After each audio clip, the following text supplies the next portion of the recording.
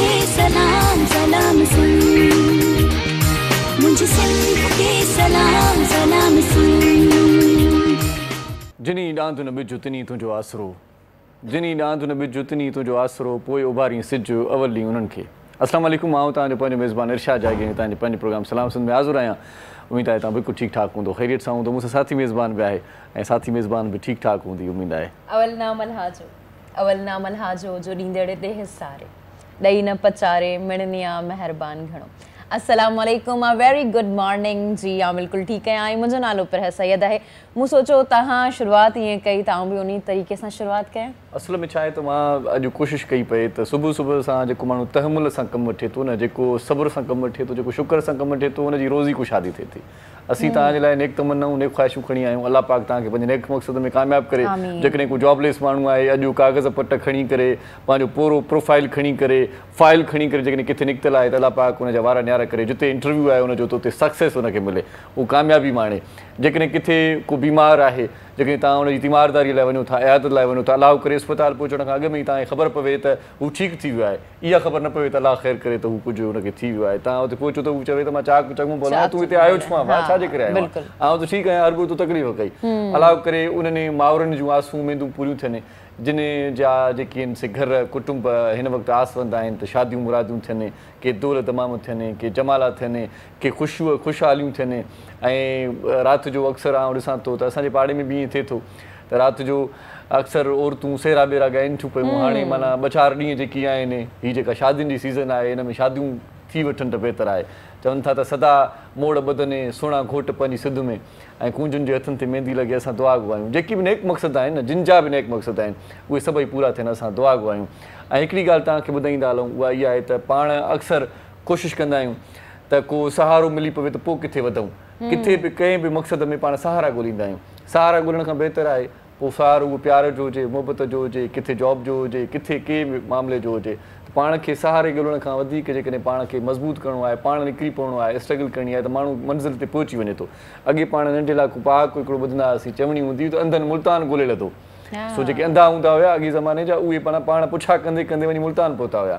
सो हाणे पाण जेकॾहिं पुछा कंदे कंदे इलाही नौजवान पंहिंजा अहिड़ा आहिनि जेकी घर वेठे चवंदा पापा फलाणे जी फ़ोन ईंदी, चवंदो त पोइ निकिरां थो, या चवंदो त पोइ ख़बर पवंदी, पापा निकिरी पओ, उते वञी दर खड़कायो, उते वञी माण्हुनि खे ॿुधायो त असीं पहुची विया आहियूं, बाबा असांखे कमु खपे। सो हीउ स्ट्रगल जो ज़मानो आहे। कोई कंहिंजे लाइ का ॻाल्हि नथो करे। आउं 2-3 भेरा आज़माए चुको आहियां। जेकॾहिं कंहिंखे चवां थो न त यार हीउ कमु त करे वठिजांइ, हुन खां विसरी थो वञे। सची ॻाल्हि आहे। ॿीहर हुनखे रिमाइंड कराइणो पवंदो आहे, 3 हुनखे रिमाइंड कराइणो पवंदो आहे। जेकॾहिं कोई तव्हांखे चवे पियो थो न त हीउ कमु तव्हांजो थी वेंदो, सम्झो न थियो, वरी तव्हांखे ॿुधाइणो पवंदो। अॼुकल्ह ॾाढो मसरूफ़ माण्हू, हर माण्हू मसरूफ़ आहे, माण्हू ॻाल्हियूं विसरी थो वञनि।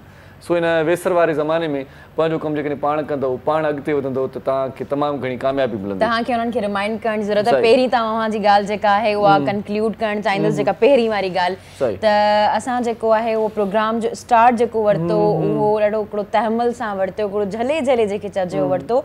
छो जो जेकॾहिं असां ॾींहं जी शुरूआति सबर शुकर सां कंदासीं त पोइ असां जंहिं हंधि बि जंहिं जॻहि लाइ निकिरंदासीं, असांजो उहो ॾींहुं उहा शइ सुठी थींदी। तव्हांजी जेका ॻाल्हि हुई त जेकॾहिं को अॼु जॉब लाइ निकिरी रहियो आहे त असां सभु दुआ घुरूं आहियूं त उन्हनि खे जॉब मिली वञे। छो जो असां वटि अनएम्प्लॉयमेंट स्पेशली इन पाकिस्तान जेका आहे उहा ॾींहुं ब ॾींहुं वधंदी वञे। ऐं जेकॾहिं आउं ॻोठनि जी ॻाल्हि करियां त 40% जेके माण्हू आहिनि उहे ग़रीब आहिनि ऐं अनएम्प्लॉय आहिनि। माना उन्हनि खे एम्प्लॉयमेंट ई न आहे, अनएम्प्लॉयमेंट उन्हनि में आहे। त उहा शइ जेका आहे उहा ख़तमु थी वञे। छो जो बेरोज़गारी ईअं असां में चिड़चिड़ाहट, असां में जेका तबियत ख़राबु थिए थी, या असां जेको हिक ॿिए सां विढ़ूं था, उहो इन जे करे थींदी आहे। हा, खीसो ख़ाली आहे, असीं कुझु करे ई नथा सघूं। हालांकि इहो त ठहियो, पर असां जेकॾहिं कंहिं संगत में बि गॾु वेहूं था त 1-2 ॾींहं उते वेही सघूं था, वधीक नथा वेही सघूं। छो जो लाज़मी ॻाल्हि आहे, जेकॾहिं असां कंहिं होटल ते, इहो स्पेशली मर्दनि लाइ ॻाल्हि पई करियां, छोकिरियुनि में त इहा शइ न आहे, मर्दनि लाइ थी ॻाल्हि करियां, त उनमें ईअं थींदो आहे त जेकॾहिं असां होटलिंग करियूं था त को हिकु ॾींहुं भरे छॾींदो आहे बिल, ॿिए ॾींहुं ॿियो भरे छॾींदो आहे।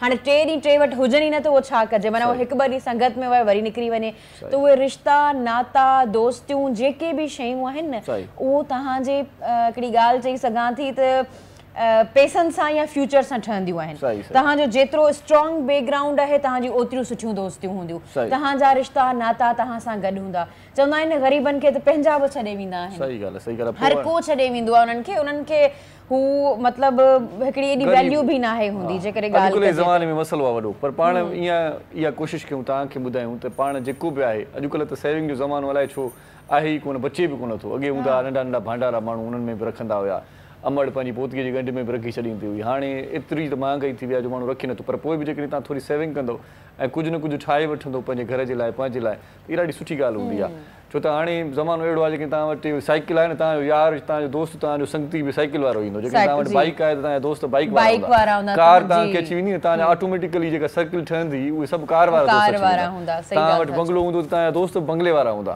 सो जेकॾहिं तव्हां कंगला हूंदो तव्हांजा दोस्त बि कंगला हूंदा सो हाणे ॻाल्हि इहा कंगलनि जा त दोस्त बि त नथा थियनि तव्हां इहा शइ ॾिसो कंगलनि जा त दोस्त बि नथा थियनि हालांकि असां वटि जेको आहे न उहो पैसे खे ॾिसी करे दोस्ती या रिश्तेदारी न रखणु खपे असांखे अॻे वारे माण्हू जी नेचर तरबियत खे ॾिसी करणु खपे ॿी ॻाल्हि खे ज़ाती एक्सपीरियंस मां तव्हांखे ॿुधायां थो जेकॾहिं तव्हां वटि गाॾी न आहे ऐं तव्हां गाॾी हलाईंदड़ पिया आहियो मतिलबु ड्राइविंग तव्हांखे ईंदी आहे तव्हां वटि गाॾी पंहिंजी न आहे न तव्हां कंहिंखे बि चवंदो न तव्हां मूंखे गाॾी खपे अधु कलाक लाइ तव्हांखे कोई ॾींदो ई कोन चवंदो त भाउ ब्रेक ख़राबु अथसि कोन को मसइलो ॿुधाईंदो पर तव्हां वटि पंहिंजी गाॾी हूंदी आहे पोइ तव्हां घुरंदा तव्हांखे मिली वेंदी हुनखे ख़बर आहे त सुभाणे हिन वटि बि गाॾी आहे हिन खां मां बि वठी सघां थो सही था चओ इहा ॻाल्हि सो ॻाल्हि इहा आहे जेकॾहिं तव्हां वटि ॾोकड़ न हूंदा न कंहिंखां बीड़ी बि वठंदव न उधारी तव्हांखे न ॾींदो गिव एंड टेक जो ज़मानो ख़बर आहे सुनियो आहे सुभाणे हिन खां बीड़ी असांखे मिलंदी कोन मिलंदी उहा ई ॻाल्हि गिव एंड टेक जो ज़मानो आहे पर इहा ॻाल्हि आउं ज़रूरु कंदसि त तव्हांखे ना उमीद थियण जी ज़रूरत न आहे छो जो असां वटि हिते जेकॾहिं अनएम्प्लॉयमेंट ज़्यादा आहे त असां वटि एम्प्लॉय थियण जा बि जेके सोर्सिस आहिनि उहे घणा आहिनि काफ़ी अहिड़ियूं शयूं आहिनि जंहिंमें असां एम्प्लॉयड थी सघूं था पर जेकॾहिं तव्हां में स्किल्स आहिनि छो जो हींअर अॼुकल्ह ऑनलाइन जो ज़मानो एतिरो ज़्यादा थी रहियो आहे जेके उहे कमाइनि था न तव्हां यकीन करियो न उहे माना करोड़नि में कमाइनि था जेके ऑनलाइन में कमाइनि था इहा ॻाल्हि हाणे कई आहे मां पाण तव्हांजी ॻाल्हि में हैरत में अची वियो आहे अञा जेकॾहिं ॿुधंदुसि त पुछां जी बिल्कुलु तव्हां ॾिसो तव्हां जेकॾहिं सर्च करे ॾिसंदा न छो जो उहो उनजे करे जो पहिरीं बि ॻाल्हि कई त उहे डॉलर्स में पैसा अचनि था त माण्हू एतिरो कमाइनि था जेकॾहिं कमाइण वारा आहिनि उन्हनि लाइ तव्हांखे सिर्फ़ु हिकिड़ी स्किल ते अबूर हासिल करणो आहे पोइ कंहिं बि क़िस्म जी स्किल हुजे तव्हांखे ऑनलाइन स्किल में डिजिटल मार्केटिंग आहे या फ्रीलांसिंग में तव्हां करियो था या तव्हां कंहिं बि डिज़ाइनिंग जी डेवलपमेंट में तव्हां अगरि हिकिड़ी शइ में करियो था न यकीन कयो तव्हां लखनि में कमाईंदा तव्हांजे अॻियां माना जेको मजबूरी हूंदी आहे असां हिकिड़े जॻह ते कमु कंदा आहियूं असां मजबूरी में कमु कंदा आहियूं अॻे वारे माण्हू खे ख़बर हूंदी आहे थी मजबूर आहे जेकॾहिं मूं हिननि खे अगरि दड़को बि ॾिनो हिन सां घटि वधि बि ॻाल्हायो थी असां वटि ई रहंदो छॾो हीउ अॻियां वधी नथो सघे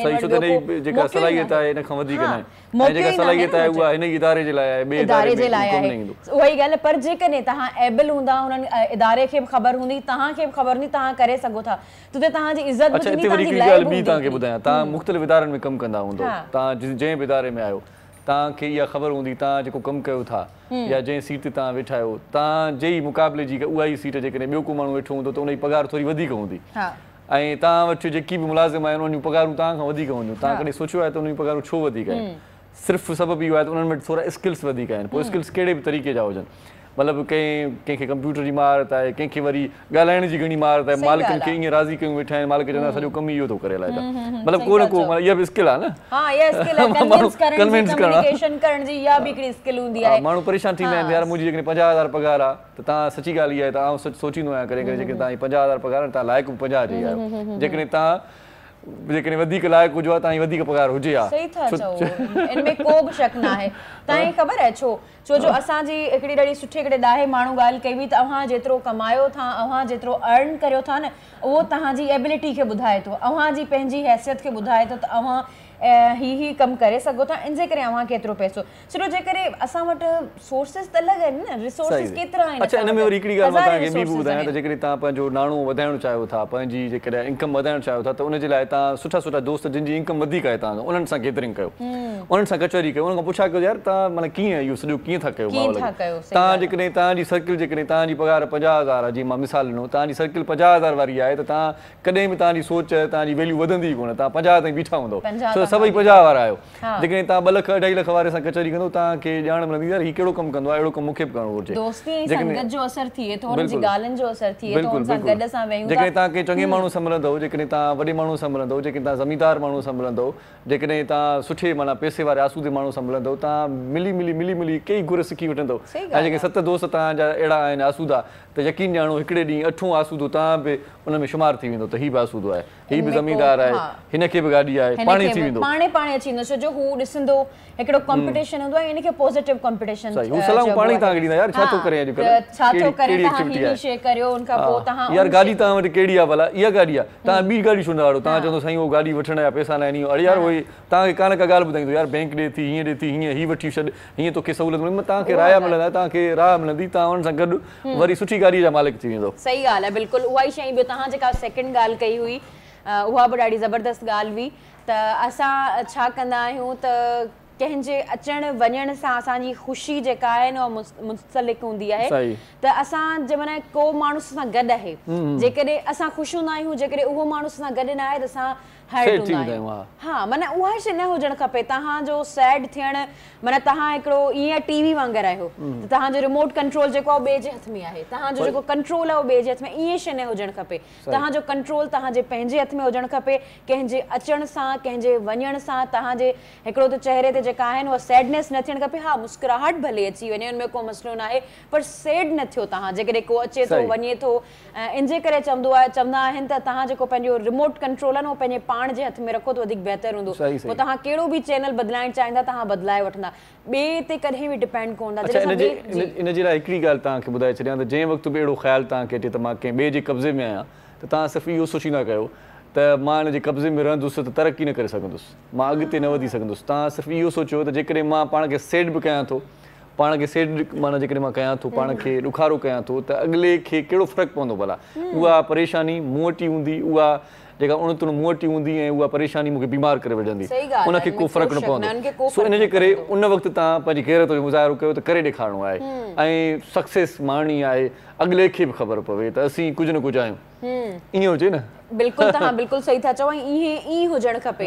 छो जो तव्हां जॾहिं ॿिए ते डिपेंड थी वेंदा आहियो, जॾहिं तव्हां ॿिए जो आसरो कंदा आहियो न, त कुझु बि न आहे थींदो। असां पोइ चवंदा आहिनि न इहो छा कई, आसरनि में असांखे रुलाए छॾी, त असां जेको आहे न उहो आसरनि में ई रहिजी वेंदा आहियूं, असां आसरनि में ई ख़तमु थी वेंदा आहियूं। जी ॻाल्हि कई अथव, आसरनि जी ॻाल्हि कई अथव, त माना सफ़ा ईअं माना तबाह करे छॾियो आहे। जेकी बि आसरनि में आहिनि उहे आसरनि ते न गलनि बाबा, न त आसरनि ते लॻंदो त हितां खां बि वेंदो जिते आयो, ऐं हुतां खां बि वेंदो। बहरहाल खोड़ सारियूं ॻाल्हियूं कंदासीं। कल्ह हिकिड़ी ॾुखोईंदड़ ख़बर पई आई, ऐं उन तमामु घणी जेका आहे तकलीफ़ ॾिनी, जी झोरे पियो असांजो उहो वाक़ियो ऐं लम्हो। कल्ह माचको में ईअं थियो आहे त ॿेड़ी कल्टी थी पई आहे जांजियुनि जी। सो ॿेड़ी जो कल्टी थी त उन में खोड़ सारा माण्हू गुज़ारे विया, मरी विया, अजल जो शिकार थी विया, जंहिंजे करे आउं ॾाढो ॾुखारो आहियां। हाणे ख़बर न आहे त इहा सूरत छा हुई, ॿेड़ीअ ते चढ़ण जी ज़रूरत जांजियुनि खे छो पई, ऐं ॿेड़ीअ ते चढ़ण महिल वरी सभई छो चढ़ी पिया ॿेड़ीअ ते। ॿेड़ियुनि जो जेको सिस्टम आहे उहो 5-8 माण्हू, अॼु ख़बर अथई काठियूं ॿेड़ियूं, ऐं हुन में 100-150 माण्हू चढ़ी थो पवे हिक ई महिल। उहो चवे थो मूंखे वतियूं हल बाबा, पोइ चाची चए थी मां रहिजी वियमि आहियां, ॾाढी चए थी मां पोइ हिक ॿिए सां वरी कचहरी कंदे कंदे पोइ ख़बर ई न पई त ॿेड़ी आ कयो। उन्हनि में 90 माण्हू जेके आहिनि उहे बची विया, बाक़ी 22 ॼणा जेके आहिनि। इहा जीजल अख़बार रिपोर्ट कई आहे छा ख़बर? जीजल अख़बार हक़ सच जी अख़बार ऐं तकड़ में ख़बर रिपोर्ट कई अथई, इहा वॾी ॻाल्हि आहे। सो जीजल अख़बार जूं ॿियूं कहिड़ियूं ख़बरूं तव्हां ॿुधायो? जी बिल्कुलु, उन खां पहिरियां हिकिड़ो जेको केस कल थियो आहे उनजे बारे में ज़रूरु ॻाल्हाइणु चाहींदसि। जेको टीचर्स स्ट्राइक कई हुई, उन ते जेको पुलिस जो हमिलो हो, असां उनजी जेका आहे उहा सख़्तु लफ़्ज़नि में मज़म्मत करियूं था। छो जो टीचर्स जेके आहिनि उहे हिकिड़ो चई सघां थी त सुॼागी पैदा कनि था नेशन में, सोसाइटी में, कंट्रीज़ में, वर्ल्ड वाइड दुनिया में।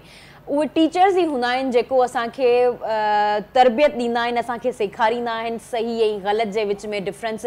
असां घर में ज़रूरु रहंदा आहियूं, पर घर जा तव्हां इहो ई नोट कयो हूंदो त पेरेंट्स छा चवंदा आहिनि, जेकॾहिं ॿार को ग़लति हरकत कंदो आहे या का ग़लति ॻाल्हि चई छॾींदो आहे त उहो टीचर्स ते हूंदो आहे, तव्हां छा सेखारियो पिया पंहिंजे ॿारनि खे। त टीचर्स जेको आहिनि उहो नेशन खे चेंज कंदो आहे, पर टीचर ते जेका हमिलो थियणु, टीचर्स खे मारणु, अच्छा इहो अॼु माना कल्ह जेको आहे वाक़ियो इहो पहिरियों न आहे, टीचर्स ते सदाईं हमला थींदा रहिया आहिनि। ॿाहिरनि मुल्क में तव्हां ॻाल्हि कई न, टीचर्स जी एतिरी इज़त हूंदी आहे त मूं किथे पढ़ियो हुयो त जेकॾहिं टीचर कंहिं सिग्नल ते अची थो वञे न, मतिलबु सिग्नल बंदि आहे त हुनखे ख़बर पए थी त हीउ टीचर आहे त उस्ताद उस्ताद मोहतरमा त उन लाइ सिग्नल खोलियो थो वञे हालांकि उनखे इज़त जी ऐं जेकॾहिं हू तव्हां वटि माना जज जेको आहे जॾहिं टीचर एंटर थींदो आहे अंदरि कोर्ट में त जज उथी बीहंदा आहिनि अच्छा मां तव्हांखे मज़े जी ॻाल्हि ॿुधायां त हिकिड़ी मूं वीडियो ॾिठी पए त जंहिंमें जहाज़ जेको पायलट आहे उनखे ख़बर पई त उनजो टीचर जेको आहे सो मुसाफ़िर थी आयो आहे त उन वक़्तु ई माना जेका अनाउंसमेंट कई हुई उते चई त मां प्राउड फील थो कयां त अॼु जेका आहे मुंहिंजे जहाज़ में मुंहिंजो उस्ताद वेठल आहे ऐं उनखे गुलदस्ता मोकिलियईं उन वक़्तु ई माना एरोस्टेस उन गुलदस्ता न पाण मिलण आयो हो जहाज़ में तव्हां ॾिसो न टीचर जी केतिरी न अहमियत आहे ऐं छो न हुजणु खपे असां जे करे हिते तव्हांजे साम्हूं वेठा आहियूं तव्हां किथे को कमु करे रहिया आहियो टीचर्स जे करे कमु करे रहिया आहियो उन्हनि जूं महिनतूं आहिनि उन्हनि जी मोहबत आहे असां ते उन्हनि जो आउं चई सघां थी त असां ते हिकिड़ो माना प्यार आहे जंहिंजी वजह सां असां अॻियां वधिया आहियूं अच्छा ॿी ॻाल्हि वरी हिते पहिरियों माफ़ कजो तव्हांजी ॻाल्हि कटी ॿी ॻाल्हि इहा बि सीनियर इहो बि जुड़ियो पियो कल्ह सोशल मीडिया ते त जेकी मामला ॿिया थियनि था उते सिंध हुकूमत ख़ामोश आहे उते कुझु बि नथी करे खोड़ सारा मामला अचनि था जीअं 2-4 ॾींहं खां वठी सोशल मीडिया ते खोड़ मामला ॾिठा उते पुरअमन रहण जी माना सभिनी खे गुज़ारिश कजे थी पोइ पुलिस बि पोइ पाक रेंजर बि जेकी बि उते इन्वॉल्व आहिनि सो हिते जेको आहे सो पंहिंजनि माण्हुनि ते जेका लठबाज़ी थिए थी ख़ासि तौर औरतुनि ते वरी हिकु त टीचर्स फीमेल हुयूं न उन्हनि काफ़ी मारियो बाक़ाइदा कुटियो वियो आहे उन्हनि खे गिरफ़्तार कयो वियो पंहिंजे हक़नि जे लाइ उथिया पंहिंजे हक़नि जे लाइ आवाज़ ख़ामोश पुरअमन जेकॾहिं एहतिजाज कोई करे थो त मुंहिंजे ख़्याल में का बुराई कोन हुई हिते आंसू गैस बि अची वञनि था हिते लाठी चार्ज बि थिए थो हिते सभु माना जेकी बि उन्हनि वटि औज़ार आहिनि उहे सभु मुतहरिक आहिनि त बाबा हीउ कमु थी सघे बाक़ी पूर्ण त पुरअमन रहण जी गुज़ारिश था कनि अच्छा ॿियो बयान बि वरी इहो आयो त जेकॾहिं इहो थियो आहे त मतिलबु पुलिस जेकॾहिं एक्शन खयो आहे त उहो मे बी उन हद खां वधीक थी विया हूंदा तॾहिं एक्शन खयो वियो आहे त बहरहाल राइट टू स्ट्राइक जेको आहे न सभिनी खे आहे जेको बि माण्हू रहे पियो कंहिं बि कंट्री में राइट टू स्ट्राइक सभिनी खे आहे जी उहो आहे बि सही उहो जेकॾहिं कानून में अवां ॾिसंदा न आहे बि सही उहा ॿी ॻाल्हि आहे त असां वटि वरी उहे ई ॻाल्हि त उते वरी उन्हनि खे मारियो वञे थो उन्हनि सां जेको आहे उहो ख़राबु सलूक कयो वञे थो स्पेशली औरतुनि लाइ औरतुनि सां जेको उते सलूक कयो वियो बहरहाल जेकॾहिं असां हाणे ॿी ख़बरुनि जी तरफ़ वञूं त असांखे ॿी ख़बरुनि जी तरफ़ वञण लाइ रोज़ानी जीजल पढ़णी पवंदी जेकॾहिं तव्हांखे ॿुधायां जी मुंहिंजे हथ में रोज़ानी जीजल पयल आहे अव्हां जे हथ में अगरि न आहे पयल त अव्हां वेबसाइट ते वञी पढ़ी सघो था जंहिंजी वेबसाइट आहे www.dailyjeejal.com ऐं उन खां अलावा जेकॾहिं आउं तारीख़ जी ॻाल्हि ॿुधायां त अॼु आङारे जो ॾींहुं आहे ऐं 19 जुलाई 2022 आहे ऐं 19 ई ज़ुल्हज आहे जेकॾहिं पहिरीं ख़बर ॾियां जंहिंजे बारे में तव्हां ॿुधाए चुका आहियो माचको में अॼाणियुनि सां भरियल ॿेड़ी ऊंधी हिकु ई कुटुंब जी 5 औरतुनि सुधो 22 ॼणा अजल जो शिकार 90 माण्हुनि खे बचायो वियो इहा साॻुनि जेका ख़बर तव्हां ॿुधाई सही ॾुखारी ख़बर आहे ॾाढी ऐं हैरत इहा आहे त ॿेड़ी ते सभु माण्हू कीअं मतिलबु सभिनी खे जेको ॿेड़ी हलाईंदड़ आहे उन विहारियो छो ॻाल्हि इहा आहे त उनखे ख़बर हूंदी पंहिंजी ॿेड़ीअ जी त ॿेड़ीअ जो तवाज़ुन ठीकु रहंदो आहे सिर्फ़ु 2-4 रुपया वधीक वठण जे लाइ त सभु वेहंदा मां एतिरा वठंदुसि इहो नुक़सानु थी पियो आहे ॾाढो सही ॻाल्हि आहे उन खां अलावा जेकॾहिं ॿी ख़बर जी तरफ़ वञूं त सियासी बहरान ख़तमु करण जो वाहिद रस्तो शफ़ाफ़ चूंडूं चीफ इलेक्शन कमिश्नर बदयांती कई बिना देर इस्तीफ़ा ॾे इमरान ख़ान जो चवणु आहे ऐं उन खां अलावा जेकॾहिं तव्हांखे ॻाल्हि ॿुधाईंदी हलां त $4 ₹4.25 महांगो मुल्की तारीख़ जी बुलंद तरीन सतह ते अची वियो आहे डॉलर्स ॾींहुं ब ॾींहुं महांगा थींदा वञनि त इहो ज़रूरु चवंदसि त ऑनलाइन जेको आहे उहो ट्रेड जी तरफ़ वञो अलाए छा करे वेंदा हुआ जेकॾहिं ॿी ॻाल्हि ॿुधायां अव्हांखे त नंढी चूंड में शिकस्त बावजूद पीपल्स पार्टी पारां इतिहादी पार्टियुनि सां गॾु हलण जो फ़ैसिलो कयो वियो आहे सख़्त मुआशी फ़ैसिला इदारियुनि खे टिकट पंजाब में नून लीग जी शिकस्त जा कारण रिपोर्ट क़यादत हवाले सही अख़बार जो चीफ एडिटर आहे डॉक्टर अब्दुल करीम राजपर साहिब ऐं अख़बार जेको एडिटोरियल अॼु छपियो आहे उहो इहो ई लिखियो अथई त रोज़गार भली न ॾियो पर लठियूं त न वसायो ऐं ॾाढो सुठो एडिटोरियल आहे उहो पढ़ण जोॻो आहे ऐं ॾाढा सुठा कॉलम्स जो की अख़बार जी ज़ीनत आहिनि इन खां सवाइ शोबिज़ जे पेज ते निगाह विझां थो त उते लिखियलु आहे त काजुल बॉलीवुड में धाको ॼमाइण बैदि वेब सीरीज़ ॾांहुं रुख़ करे छॾियो इन खां सवाइ पॉप ॻाइणी जेनिफर बेन एफ्लेक सां शादी करे छॾी आहे इहा बि ख़बर अॼु पंहिंजे जीजल अख़बार छपी आहे ऐं इंग्लिश टीम जी पाकिस्तान दौरे बाबति बोर्ड जे वफ़द पारां पिंडीअ जो दौरो कयो वियो आहे ऐं न्यूज़ीलैंड वुमेन्स टीम जे ऑलराउंडर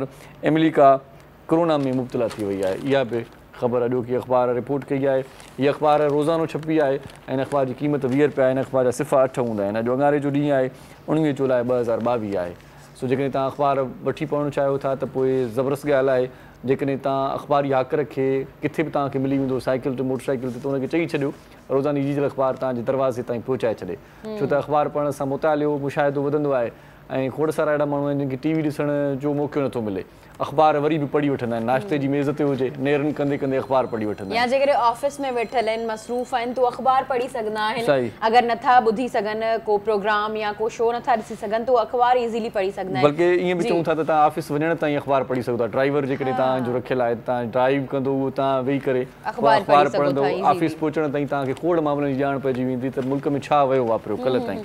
सो हीअ ॾाढी सुठी ॻाल्हि आहे अख़बार पढ़ंदा कयो, ख़ासि तौर ते जेकी बुज़ुर्ग आहिनि घरनि में उन्हनि जे लाइ त अख़बार घुराईंदा ई कयो, छो त तव्हां त ऑफिस हलिया वेंदा आहियो, बुज़ुर्ग वीचारा ॾाढा बोर थींदा आहिनि, छो त उन्हनि खे आउं ॾिसां थो त जेके स्मार्ट फ़ोन आहिनि उहे बि यूज़ करणु सही मायने में नथा अचनि।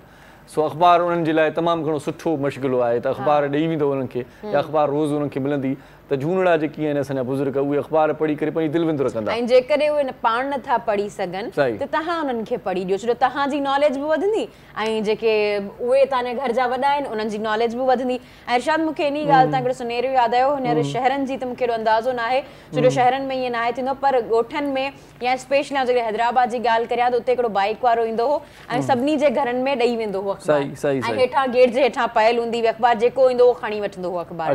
जी सही सही, हाणे बि ईअं थिए थो, अख़बारी हाकर जेके अचनि था उहे गेट जे हेठां मतिलबु दरवाज़े खां फिटी करे वेंदा आहिनि या रखी वेंदा आहिनि। सो अख़बार पढ़णु इंतिहाई लाज़िम आहे ऐं अख़बार पढ़ण सां तव्हांजी ॼाण में तमामु घणो इज़ाफ़ो थींदो आहे। रोज़ानी जी अख़बार असीं पढ़ंदा आहियूं उनजे करे, सो अख़बार पढ़ंदा कयो ऐं ॼाण हासिलु कंदा कयो। हिते शॉर्ट कमर्शियल ब्रेक वठूं था, मोटी अचूं था त पोइ मौज़ूद महिमान जेके अॼोके प्रोग्राम में असां सां गॾु हूंदा थोरी देरि में उहे बि जलवागर थींदा, तव्हां गॾु रहिजो, ॾिसंदा रहिजो। सलाम सिंध। मुझे सिंध के सलाम सलाम सिंध, मुझे सिंध के सलाम सलाम सिंध। सलाम सिंध में हिकु भेरो वरी तव्हांखे भलीकार चऊं था ऐं जिते जिते तव्हां असांखे ॾिसो पिया पंहिंजो तमामु घणो ख़्यालु रखो, छो त बरसाति खां पोइ जेकी दोस्त ॿाहिरि निकिरनि पिया त उहे उॿर आहे तमामु घणा आहिनि, पोइ एक्सीडेंट्स बि थियनि था, किथे अञा गप आहे, किथे अञा पाणी बीठल आहे, किथे अञा रोड ठीकु न आहिनि ऐं रोडनि जी हालति तमामु घणी ख़राबु थी वई आहे। बरसाति खां पोइ तक़रीबन सभिनी शहरनि जा रोड रस्ता उहे ख़राबु थी विया आहिनि, हाणे गाॾियूं जेकॾहिं हलनि पियूं थियूं त उहे बि झाकनि में आहिनि, माण्हू पाण बि झाकनि में अची ऐं ॿियो स्लिपरी थी वञे थो माण्हू ऐं स्लिप थी वञनि थियूं गाॾियूं, जेकॾहिं आहिस्ता हलाइण जी कोशिशि कयो, स्पेशली उन जॻह ते जिथे गप आहे, जिथे पाणी आहे, जिथे ॾिसो था घणो पाणी आहे, जिथे गप आहे उते आहिस्ता हलाइण जी कोशिशि कंदा त बची वेंदा। ईअं न तव्हांखे जॾहिं जल्दी वञिणो आहे वरी वञी न सघो या देरि सां पहुचो, इन खां सुठो आहे तव्हां आहिस्ता वञो, भले देरि सां ई पहुचो पर उनजो को एॾो मसलो कोन थींदो, खणी दड़का ई मिलंदा न थोरा घणा। पाण हाईवे ते जॾहिं सफ़र कंदा आहियूं त हिकिड़ो ॾाढो सुठो स्लोगन आहे, मूंखे ॾाढो वणंदो आहे, उहो लिखियलु हूंदो आहे त न पहुचण खां देरि सां पहुचणु बहितर आहे, सुठो आहे, सही न पहुचण खां देरि सां पहुचणु ॾाढो सुठो आहे। पोइ देरि सां पहुचणु ॾाढो भलो आहे, माण्हू न पहुचे हिन खां बहितर आहे उबर आहे पर कहिड़े कम जी भला, आहिस्ते आहिस्ते माण्हू पहुची वेंदो, इन करे चवंदा आहिनि तकड़ कमु शैतान जो हूंदो आहे, पोइ तव्हां छा आहियो, तव्हां इंसानु आहियो न, पोइ तव्हां तकड़ एॾी छो था कयो, उबर आहे पर न कयो। असां पंहिंजे प्रोग्राम खे ॾिसो कीअं स्मूथली था हलायूं, यको इंट्रो ॾिनोसीं, वरी एॾो ॾाढो ज़बरदस्त ब्रेक वरितोसीं, वरी आहिस्ते आहिस्ते मोटी आयासीं, आहिस्ते आहिस्ते महिमान जो तारीफ़ कराइजो तव्हां बि। बिल्कुलु कोशिशि इहा ई कंदासीं त असां जेको आहे उहो प्रोग्राम खे ईअं ई स्मूथली आहिस्ता आहिस्ता हलायूं ऐं जेके महिमान असां वटि प्रोग्राम में मौजूदु आहिनि, जेकॾहिं तव्हांखे इहा ॻाल्हि ॿुधायां त महिमान ईअं असांजे प्रोग्राम जी सूंह हूंदा आहिनि, छो जो उन्हनि सां असां गुफ़्तगू कंदा आहियूं, असांखे ॾाढी नॉलेज मिलंदी आहे, असांजी इहा कोशिशि हूंदी आहे त असां अहिड़ा महिमान कयूं जिन सां ॿुधण सां अव्हांखे बि नॉलेज मिले, जेकॾहिं अव्हां प्रोग्राम ॾिसी रहिया आहियो त एंटरटेनमेंट सां गॾु अव्हांखे नॉलेज बि मिले, अव्हांखे मज़ो बि अचे, अव्हां असांखे बि ॾिसो ऐं अव्हांखे ईअं लॻे त हा जेकॾहिं प्रोग्राम करे रहिया आहिनि त सुठो करे रहिया आहिनि, असांखे मज़ो अची रहियो आहे। बहरहाल महिमाननि जी तरफ़ वञूं था, जेके असां वटि महिमान मौजूदु आहिनि, फारूक दादी साहिब आहिनि जेके अव्हांखे प्रोग्राम में पहिरियां भलीकार चऊं था। सर एनालिस्ट आहिनि ॾाढा सुठा, ऐं उनखां अलावा असां हिननि सां मुख़्तलिफ़ मौज़ूअनि ते ॻाल्हाईंदासीं, कराची में जेका बारिश थी उनखां पोइ पाणी जेको बीह रहियो आहे उन ते ॻाल्हाईंदासीं, ऐं उनखां अलावा जेकॾहिं ॻाल्हि ॿुधायां त डॉलर्स जी जेका क़ीमत आहे उहा ॾींहुं ब ॾींहुं वधंदी वञे, हींअर जेको आहे न उहो $4.25 जेको आहे न उहो वधी वियो आहे। असां अक्सर इहो ॿुधंदा आहियूं त डॉलर वधी वियो आहे, कीअं वधी वियो आहे, छा मसइलो थियो आहे, डॉलर वारा पंहिंजे मुल्क में, असीं पंहिंजे मुल्क में, छा रीज़न्स छा हूंदा आहिनि, कारण कहिड़ो हूंदो आहे, छो कीअं वधंदो आहे, उनखां अलावा असां वटि महांगाई कीअं वधी वेंदी आहे, असांजे सभिनी जे ज़हननि में इहे ॻाल्हियूं ज़रूरु हूंदियूं आहिनि। तव्हां चवंदसि हीउ प्रोग्राम जेको आहे न उहो ॾाढो इंट्रस्टिंग थियण वारो आहे, इहो प्रोग्राम ज़रूरु ॾिसिजो ऐं जवाब सर जा ॿुधिजो त डॉलर जेके आहिनि उनजा छा रीज़न हूंदा आहिनि, छा कारण हूंदा आहिनि वधण जा, ऐं उनखां अलावा सर सां असां जेके FBR में जेके टैक्स रेवेन्यू जा मामला आहिनि इन्हनि ते बि ज़रूरु ॻाल्हाईंदासीं, ॾाढी जेका आहिनि उहा कचहरी प्रोडक्टिव थियण वारी आहे। ऐं उनखां अलावा असां वटि सिंगर बि प्रोग्राम में मौजूदु आहिनि, ॾाढा सुठा सिंध जा सिंगर आहिनि, मास्टर लियाकत अली ख़ान, अव्हांखे बि प्रोग्राम में भलीकार चऊं था, ख़ान ऐं एक्स्ट्रा चई वियसि न अॼु लॻे बि खान थो। महिरबानी सर, महिरबानी, थैंक यू। वाह वाह, ॾाढो सुठो आवाज़ रखंदा, असांजो प्रोग्राम ईंदो रहंदो आहे। जी बिल्कुलु। ऐं ॾाढो सेबतो सुरीलो फनकार आहे। अॼु ॿुधंदासीं लियाकत खे रूबरू वरी ॿीहर। जी बिल्कुलु। ऐं उन खां अलावा असां प्रोग्राम में सिंध जा ॾाढा सुठा म्यूज़िशियन, सिंध जा ॾाढा सुठा सिंगर उस्ताद बादल राई साहब प्रोग्राम में मौजूदु आहिनि। अव्हांखे प्रोग्राम में मलिकार चऊं था। ऐं जेके ढोलक ते हूंदा आहिनि, मोहम्मद अली, उनजो एक्सीडेंट थी वियो आहे। एक्सीडेंट न थियो आहे अञा, पर बची विया थोरो। हाणे थींदे थींदे बचा थियो। हा, गाॾी खंबे में ई थी वञे। अच्छा, मतिलबु स्लिपरी थी विया, पर वरी ठीकु आहे, बची विया या बचाव थी वियो, ॾाढी सुठी ॻाल्हि आहे। सदमो अचे तो मूंखे त को लॻिया बाइक खे छो लॻो आहे। अच्छा, परेशान आहे। इहो बि वॾो सदमो हूंदो। साईं अमरा हिकिड़ो हुयो, माना रस्ते मां तिरकी पियो, हुन वटि आईफोन हो, ईअं जो ईअं हेठि जो किरियो त ईअं टिड़िक थियो, चई अलाह करे हॾी भॻी हुजे, फोन खे कुझु न थियो हुजे। छो त एॾो महांगो आहे। सही ॻाल्हि आहे, हॾी जेका आहे वरी बि ठही वेंदी, आईफोन एॾो महांगो आहे, उहो किथां वरी वापसि ईंदो। मसला ये आहिनि वाकई। सो डैडी साहब, आप मुझे ये बताएं कि ये सुनते हैं कि मईशत डूब रही है, मईशत को ये हो गया, ये क्या, कैसे डूबती है? कोई सैलाब आता है, क्या होता है?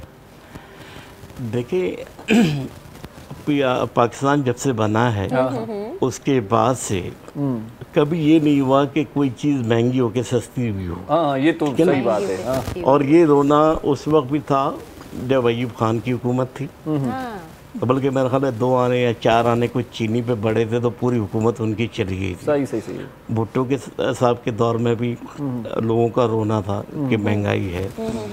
और आप देखिए कि डॉलर जब 71 की जंग से पहले जो ऑफिशियल रेट था 4 रुपये 80 पैसे या 75 पैसे था ऑफिशियल रेट, जो कि ब्लैक ओपन मार्केट में 9.90 का मिलता था। उस वक्त वो ओपन मार्केट नहीं थी, वो इलीगल चोरी से वो बिकते थे। अच्छा अच्छा।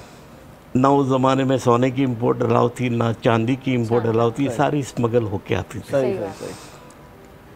अब मसला ये है इस मुल्क का कि 1947 से लेके 2008 तक पाकिस्तान का जो कुल कर्जा था वो सिर्फ 34 अरब डॉलर था। अच्छा। मुशर्रफ के दौर में 39 बिलियन डॉलर्स था, जो उन्होंने 5-6 अरब वापस IMF को करके IMF के प्रोग्राम से बाहर आ गए थे। अच्छा।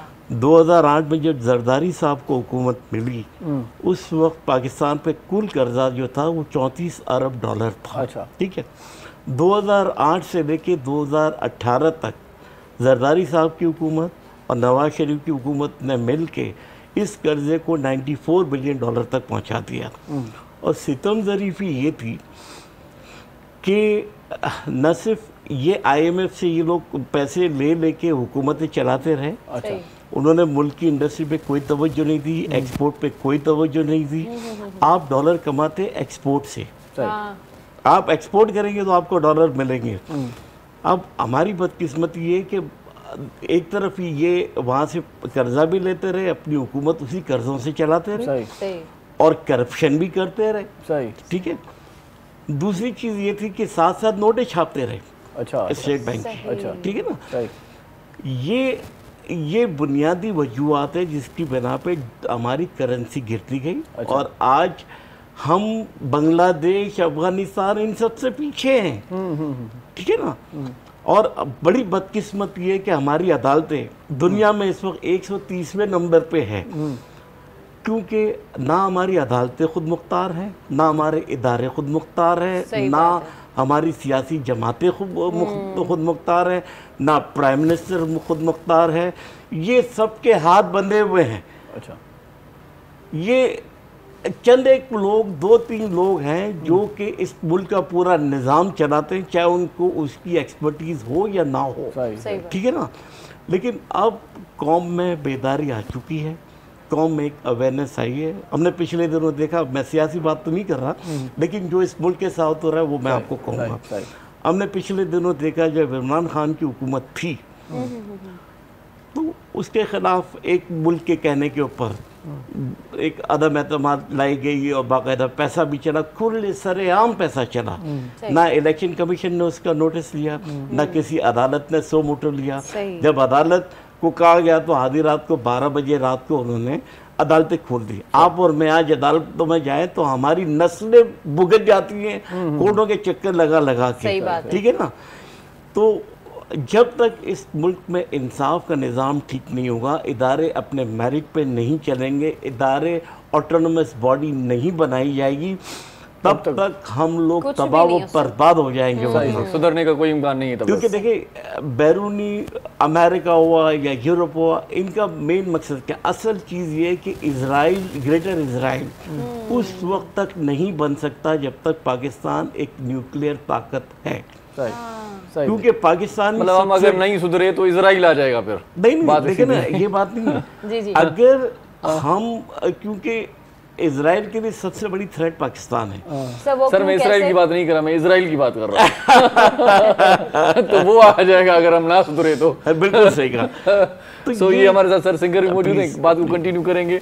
लेकिन ये बताएं मुझे कि तव्हां इहो ॿुधायो त अॼुकल्ह जेको सिलसिलो हले थो मार्केट में ॻाइण वॼाइण जो, उन सां बि गॾु आहियो या सिर्फ़ु माना प्रोग्राम टीवी जा कयो था, माना ॿाहिरि वञी प्रोग्राम कयो था, महफ़िलूं कयो था, जमायो था कम खे, या घटि माना कमु आहे इहो, या पंहिंजे रोज़गार सां कंहिं ॿिए सां मुंसलिक आहियो? बिल्कुलु बिल्कुलु, उहो बि कमु हले थो, ॿाहिरि बि कमु हले थो पंहिंजो। सही। पोइ चैनल जा प्रोग्राम बि तव्हांजा इहे कंदा रहंदा आहियूं, जीअं तव्हांजी मोहबतुनि में। सही सही सही। ईद ते को माना धमाको को एल्बम विल्बम ॾिनो या हिन भेरे सुस्ती जो मुज़ाहिरो हुयो? हिन टाइम ईद जो एल्बम बिल्कुलु तयारु हुयो असांजो। सो मुहर्रम बि अचे पियो, इन जे करे वरी असां सोचियो त मुहर्रम खां बाद में इंशाअल्लाह। सही सही सही। छो त 20 ॾींहं हूंदा आहिनि, 20 ॾींहं माना जीअं ईद ख़तम थींदी आहे त वरी पोइ मुहर्रम ई चालू थी वेंदो। नुआ वगैरह माण्हू ॿुधंदा आहिनि घणा। अच्छा सर, हमें ये बताइए इसराइल का थ्रेट पाकिस्तान को क्यों है, क्या रीज़न है? देखिए, जब तक पाकिस्तान एक न्यूक्लियर पावर है, एक डिफरेंस है, और इजराइल को ये पता है कि जब वो एक्सपेंड करेगा, इराक को पे कब्जा करेगा, सऊदी अरब और इन तमाम ममालिक को, ये ग्रेटर इसराइल प्लान है, तो उनको पता है कि पाकिस्तानी फ़ौज जो इनकी मदद को आएगी। और हो सकता है, क्योंकि पाकिस्तान एक न्यूक्लियर पावर है, हो सकता है कि ये जंग न्यूक्लियर में बदल जाए, या इससे, क्योंकि मुसलमान कभी भी ये बर्दाश्त नहीं करेगा कि खाना काबा पे कोई कब्जा करे या बैतुल मुक़द्दस पे, तो कर चुके हैं, ठीक है ना, वो किबला अव्वल है बैतुल मुक़द्दस। तो ये चाहते हैं कि सबसे पहले पाकिस्तान को डी न्यूक्लियराइज किया जाए, और पाकिस्तान को इन्होंने 2018 में भी ये प्लान बना हुआ था, पाकिस्तान को डिफ़ॉल्ट करने का पूरा प्लान हो चुका था। नवाज शरीफ जब गवर्नमेंट छोड़ के गए तो सिर्फ $8 अरब ख़जाने में छोड़ के गए थे, जो आपका 1 महीने का भी इंपोर्ट बिल नहीं था, ठीक है। और जैसे इमरान खान ने हुकूमत टेक ओवर की, तो IMF की तरफ से डिमांड है कि $9.2 बिलियन, $9.2 अरब आप फौरी तौर पे पिछले कर्ज़ों की मद में किस्त और सूद की मद में भरें। अब आपके पास पैसे ही नहीं।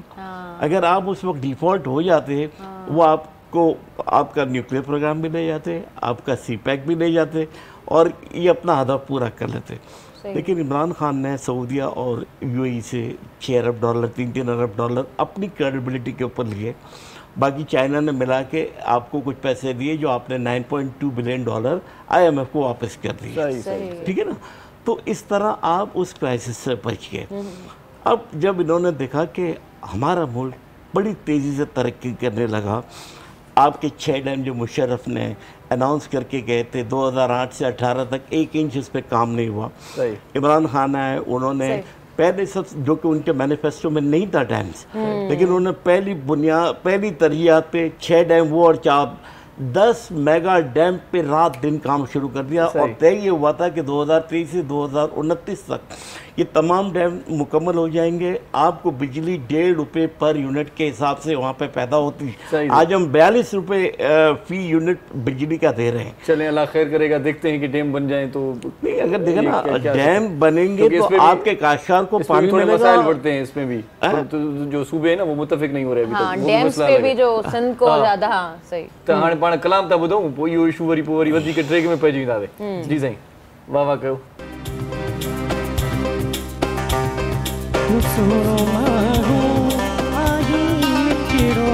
लगे तो सफा गुलाबी गुलड़ो, सोनो माहो आही मिठड़ो, लगे तो सफा गुलाबी गुलड़ो, आही तारीफ जे खाब दिसी तो के ठरी पई दिल प्यारो माहो आही मिठड़ो, लगे तो सफा गुलाबी गुलड़ो। काबिल ॾिसी तोखे ठरी पई दिलि तूं प्यारो माण्हू आहीं मिठड़ो लॻे थो सफ़ा गुलाबी गुलरो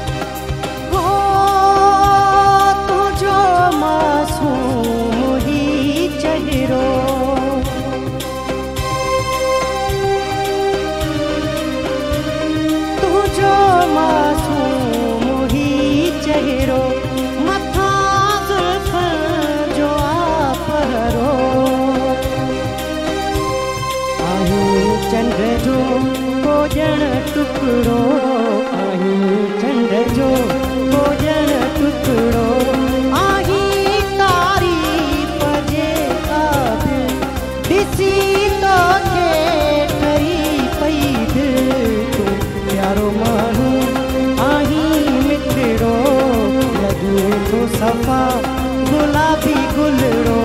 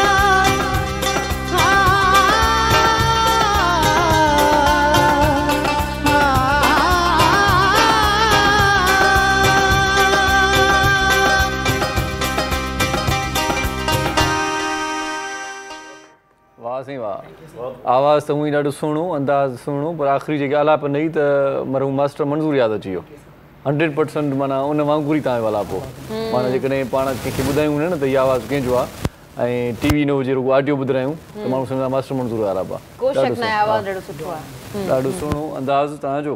सो हिते वठूं था शॉर्ट कमर्शियल ब्रेक, मोटी था अचूं त पोइ वरी कचहरी बि कयूं था, कलाम बि ॿुधूं था। ॾिसंदा रहिजो सलाम सिंध। मुझे सिंध के सलाम सलाम सिंध, मुझे सिंध के सलाम सलाम सिंध।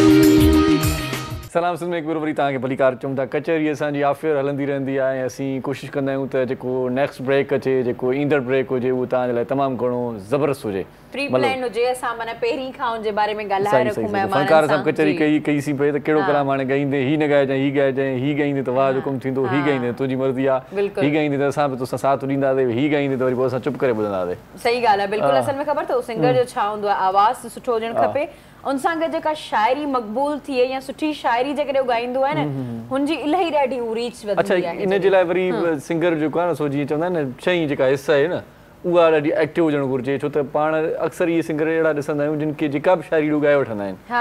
के अहिड़ा सिलेक्टेड सिंगर आहिनि जेकी वरी शाइरीअ जी बि उन्हनि खे सम्झ आहे, पर उड़ायो, चवंदा आहिनि न ही शाइरी मुंहिंजे मुताबिक़ न आहे, मां हीअ न ॻाईंदुसि, या ही शाइरी मूंखे सम्झ में नथी अचे। के वरी फनकार अहिड़ा आहिनि जिन खे जेको बि लिखी ॾिजे उहो चवंदा वाह फलाणो आहे वॾो शाइर आहे, ॻाए छॾे, ईअं थिए थो। पोइ इन जे करे कई शाइर असांजा दोस्त वरी पोइ जेको बि लिखनि था फनकारनि खे ॾींदा, फनकार वीचारा ॻाइनि था, ऐं जिन खे थोरी शाइरी ॼाण आहे। खोड़ फनकार अहिड़ा आहिनि जेके पाण वरी शाइर बि आहिनि, सो उन्हनि खे वरी पैरामीटर्स जी ख़बर आहे, उन्हनि खे वरी बर वज़न जी ख़बर आहे, उन्हनि खे ख़बर आहे त आम मार्केट में अवाम छा थो ॿुधणु चाहे। सही ॻाल्हि आहे। सो बहरहाल ॾाढो ज़बरदस्त असांजो फनकार लियाकत साहिब असां गॾु आहे, उनखे थोरी देरि में वरी ॿुधूं था, ऐं हिन पासे ॾाढी साहिब असां गॾु आहे। जी जी बिल्कुलु, इन्हनि सां ई असांजी कचहरी हली पई। ऐं जेका असां ॻाल्हि पहिरीं अधु में छॾी हुई, असां हमें ये बताइएगा कि हमारे यहाँ ये चीज़ होती है कि डे बाय डे जो है वो डॉलर इंक्रीज होता जाता है, हमें ये लगता है, और यहाँ पे मतलब महंगाई बढ़ जाती है, हमारे मुल्क में बढ़ जाती है। ये समझ नहीं आता, बढ़ता वो है, महंगाई हमारे यहाँ के क्या पैरामीटर्स है उसके बढ़ने के और हमारे यहाँ महंगाई होने के? देखिए, सबसे जो बड़ा हमारा इम्पोर्ट बिल है ना, वो ऑयल इम्पोर्ट है। ठीक है ना, सबसे ज़्यादा आपका जो बजट है उसमें जाता है इम्पोर्ट में। अब फॉरेन एक्सचेंज भी वहाँ जाता है। सही। आप जो डॉलर कमाते हैं वो सिर्फ एक्सपोर्ट से कमाते हैं। सही। आपकी एक्सपोर्ट भी बढ़ गई थी। अब इस वक्त जो डॉलर महंगा हो रहा है, इसकी बुनियादी वजह ये है कि 3 माह पहले आपका ख़जाने में 22 अरब डॉलर थे, जो कम हो के अभी 8 और 9 अरब के दरमियान या 7 अरब के दरमियान इस वक्त है। तो आपने IMF से अप्लाई किया, IMF ने बड़ी कड़ी शराइतें रखी और उन्होंने आपको अप्रूव अभी किया है 1 अरब 17 करोड़ डॉलर।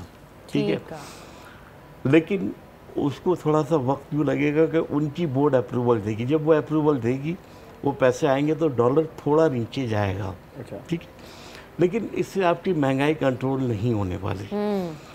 हमारी बदकिस्मती ये है कि हमारी आज़ाद खारजा पॉलिसी नहीं है। अगर हम इतने बदकिस्मत लोग हैं कि हमारे मुल्क, हम इतने बेहिस और बदकिस्मत लोग हैं कि आपने देखा होगा कि एक बार मोइन कुरैशी अमेरिका से ट्रैवल करके यहाँ आए जिनके पास पाकिस्तानी शनाख्ती कार्ड तक नहीं था।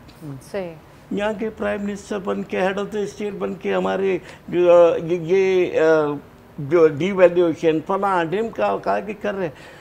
मकसद ना तो आवाम ने उनको इलेक्ट किया ना कुछ। अगर इस तरह से हमारे पास लोग आके अपनी मर्ज़ी से हमारे यहाँ हुकूमतों की तब्दीलियाँ करेंगे, हमारी पॉलिसी में मुदाखलत करेंगे, अगर हम यही ऑयल, गंदम और गैस 30% तो रशिया अपने मुंह से कह रहा था, हम अगर 40-45% भी उनसे रियायत मांगते तो वो हमें देते, और अगर हम वहाँ से लेते तो अगर 150 रुपये लीटर पेट्रोल था तो वो आज शायद हमको 80 रुपये मिलता।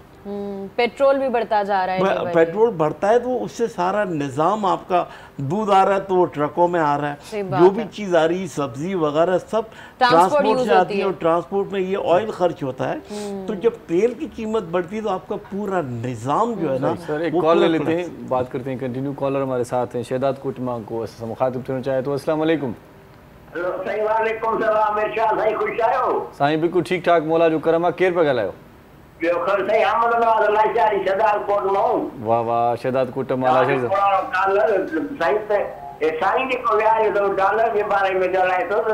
असांखे इहो सम्झाए त डॉलर जो पाकिस्तानी रुपए सां छो चट थो करे, यानी डॉलर वधे थो पाकिस्तानी रुपयो किरी थो पए इहो ई सवाल कयोसीं भई जी अदा बिल्कुलु पाकिस्तान कयो आहे त असां मुआशी बहिराण में लॻा पिया आहियूं साईं खे असांखे इहो जवाबु वठी ॾियो ॿियो तव्हांजो प्रोग्राम तमामु बहितरीनु आहे अहिड़ा मालूमाती प्रोग्राम ॾींदा रहंदव त इंशाअल्लाह असांजी पाकिस्तानी क़ौम खे कुझु न कुझु शवो थींदो न साईं बिल्कुलु बिल्कुलु जी अदा बिल्कुलु इहो ई सवाल हो असांजो इहो ई असां सर खां पुछो पिया माकड़ शाह जी न्याणी आहे न साईं न साईं माकड़ शाह जी न साईं न उनजी न्याणी न चाचा माकन शाह जी नंढड़ी न आहियां उहे चाचा आहिनि मुंहिंजा अच्छा मां महिरबानी अली महिरबानी तव्हांजी महिरबानी मौला तव्हांखे ख़ुशि रखंदो आमीन आमीन फनकार सुफ़ियानो कलाम बि ॿुधाए छा साईं हा साईं मौला तोखे हयाती तुंहिंजो प्रोग्राम मां कंदो रहंदो महिरबानी साईं महिरबानी लख थोरा शाही साहब लख थोरा तव्हांजा ख़ुशि हुजो आबाद हुजो सर कॉल पे भी यही सवाल था कि जी देखिए ये हमारी बदकिस्मती है कि इस आपने देखा कि मैंने कहा 2008 तक आपका कुल कर्जा 34 अरब डॉलर था सही और 2018 में आपका ये कर्जा 94 बिलियन डॉलर 94 अरब डॉलर तक पहुंच गया। तो इसकी वजह ये थी कि पिछली जो दो हुकूमतें थी जरदारी साहब की और नवाज शरीफ की इन्होंने सिर्फ कर्जे लिए हैं और हुकूमतें चलाई और सिस्टम ज़रीफ ये कि यहाँ पे भी पैसे छापते रहे और उससे जितना भी मुल्क के अंदर फॉरेन एक्सचेंज होता था वो सारा ख़रीद के बाहर भेज देते थे। सर लिमिटेड मतलब एक लिमिटेशन होती है ना इसकी भी नोट्स छापने की भी बिल्कुल होती है और उसका एक कानून एक तरीक़ेकार होता है एक मॉनेटरी पॉलिसी होती है उसके तहत नोट छापे जाते हैं। लेकिन यहाँ इसीलिए कहते हैं ना कि हर इदारे को ऑटोनोमस बॉडी बनाया जाए। जब स्टेट बैंक खुद मुख्तार होगा और हुकूमत उसमें मुदाखलत नहीं कर सकती तो कम से कम ये नोट नहीं छापे जाते। ये मेरा ख्याल है कि इमरान खान की हुकूमत ने उसको जब ऑटोनोमस बॉडी बनाया गया तो लोगों ने एतराज़ किया कि आपने तो IMF को पूरा स्टेट बैंक बेच दिया। खैर वो एक सियासत है, मैं उस पर नहीं जाऊँगा, एक लंबी बहस है। अब बात ये कि आपके पास जब मैं ये आपने देखा होगा कि 2008 से 18 तक हमारी तकरीबन फैक्ट्रियां बंद हो गई। इसकी बुनियादी वजह ये थी कि आप कोई कमोडिटी इंपोर्ट करते थे तो उस पर ड्यूटी कम थी फिनिश गुड पे और जो रॉ मटेरियल था उस पर ड्यूटियाँ ज़्यादा थी। तो लोगों ने क्या किया कि तैयार माल मंगाने लगे जो इंडस्ट्रियलिस्ट से और वो माल जो है उन्होंने अगर आपके पास 1000 बंदा नौकरी कर रहा है आपने तकरीबन समझ ले कि 900 को फारिग किया बल्कि 950 50 लोग रखे। कॉलर ले लेते हैं सर। अस्सलाम वालेकुम। हेलो वालेकुम सलाम जी केर पे ॻाल्हायो? मुदस्सिर जी छा चवणु चाहींदो बाबा? महिरबानी बाबा महिरबानी। छा ॿुधणु चाहींदव छा ॾिसणु चाहींदव कुझु ॿुधाइणु चाहींदव पाण बि? तव्हां कुझु ॿुधाइणु चाहींदव पंहिंजे आवाज़ में या असांखां कुझु ॿुधणु चाहींदव प्रोग्राम में को सवाल करणु चाहींदव? बस इहा ई ॻाल्हि ॾाढी ज़बरदस्त आहे चई वणे थो प्रोग्राम वधीक कुझु बि न बस असां वो ॿुधी वरितोसीं। सो मसला का ॾिसो था कॾहिं कॾहिं ईअं थींदो आहे त इहो ई ताज़ो काफ़ी आहे न बाबा ॻाल्हि तारीफ़ जे क़ाबिल सही ॻाल्हि इहा त कॾहिं कॾहिं लफ़्ज़ खुटी पवंदा आहिनि न माण्हू खां महबूबे साम्हूं जॾहिं पाण वेंदा आहियूं न पोइ हितां ॾाढा ईअं सांभा करे वेंदा आहियूं त हीअं चवंदुसि हूअं चवंदुसि हा पोइ जॾहिं साम्हूं हूंदो आहे त पोइ पाण चुप थी वेंदा आहियूं। महबूब जी उहा तिजलो उहो तापिश बर्दाश्त नथो करे सघे माण्हू पोइ बसि सही सही। तव्हां कॾहिं अहिड़ो तिजलो साम्हूं ॾिठो? साईं इहो त आहे वेठा आहियूं न असां अॻियां इहे सूर हलनि था माना बर्दाश्त न थी सघियो नथो थी सघे साईं ईअं न महबूब चंड सां चवनि हिकिड़ी तोखे त बि लाजवाब हा मास्टर मंज़ूर चयो न चंड सां तो भेटियां तोखे पोइ बि लाजवाब दो माना चंड खे जेकॾहिं महबूब सां रखूं था त पोइ बि महबूब लाजवाब आहे छो जो चंड खे हथ में आहे न उहो चंड परे आहे महबूब खे अलाह पाक पंहिंजे हथनि सां ठाहियो। वाह वाह। चंड खे चई थी वञे त उहो थी वियो हा हा हा जंहिंखे हथनि सां ठाहे त उहा कहिड़ी शइ हूंदी। वाह वाह वाह वाह वाह वाह। अच्छा तव्हां कंहिंजी शाइरी ज़्यादातर ॻाईंदा आहियो? मां तक़रीबन नाले वारे शाइरनि खे बि ॻायो आहे। अच्छा हा अॼु दौर ॾिसो था उन दौर जे हिसाब सां उहे जेके नवां शाइर आहिनि पंहिंजा ऐं जा पुराणा आहिनि जेके ज़ाहिर न आहिनि सो उन्हनि खे बि खणी गॾिजी पाण हलूं था। सही सही। महबूब परतल हूंदो त उहा हसरत इंसान जी उहा ख़्वाहिश पूरी थी वेंदी आहे। तव्हांजो महबूब रुठल आहे परतल आहे? महबूब परतल आहे असां सां हा कलामनि में लॻी नथो लॻे थो त रुठल आहे रुठल हूंदा बि ख़ुशि हूंदा ईअं न महबूब तव्हांजे चहिरे मां चवंदा आहिनि चहिरे मां कैफ़ियत बखी पवंदी आहे तव्हांजो चहिरो ॿुधाए थो त हींअर जंहिं उणतुण में आयो जंहिं पीड़ा में आयो महबूब विछड़े जंहिंजा हूंदा आहिनि सो उनखे त ॾुख त हूंदो आहे दिलि में ईअं न ॾुख में तव्हां भरियल था लॻो ॾुख त हाणे कहिड़ी दिलि न आहे जंहिंमें ॾुख न हुजे ॻरियल था लॻो आहे जेको हसास माण्हू आहे या माण्हू आहे उनजे दिलि में ॾुख न हुजे हिकिड़ो शेर आहे जलाल जोगीअ ॻायो कलाम तूं बि चवें थो सूर मुंहिंजा ॿुध हू बि चवे थो सूर मुंहिंजा ॿुध अल्लाह ॼाणे यार असां पाण फटिया पिया कम इहो आहे बिल्कुलु सही ॻाल्हि कंहिंजा ॿुधूं असां पाण फटिया पिया ॿिए जे तरे ते वञी करे असीं पंहिंजो पाण रोईंदा आहियूं हिते कमु चढ़ियो पियो आहे जंहिंखां पुछ त प्रिय आहे ठहियल तोसां रोई थो चवे त रुठल आहे मूंसां कमु चढ़ियो पियो आहे हर को सड़ियो पियो आहे विचे वारे खे भाउ आहे हा न सही ॻाल्हि वाह वाह वाह वाह सो जेको हिन मां वरी थोरो पची रास थिए थो न उहो सही इंसान बि उहो थो थिए हक़ीक़त आहे मोहबत इहा ई तरह ॾेखारे थी आजिज़ी वारी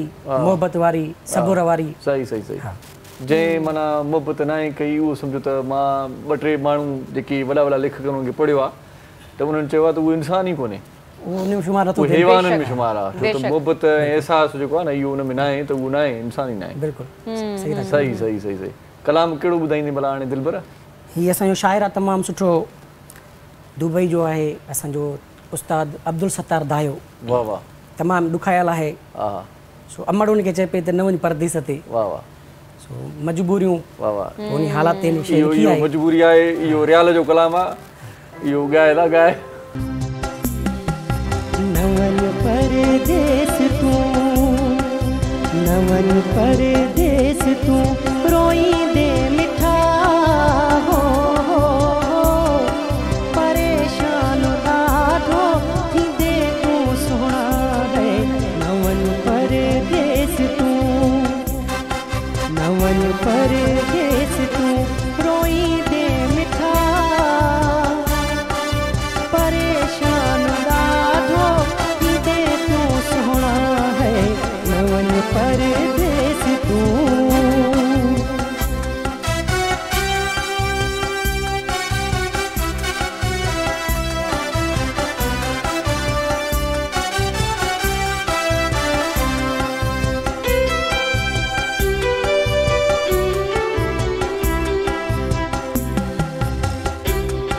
मुझो साहु तूं तुझो साहु मां मुझो साहु तूं तुझो साहु मां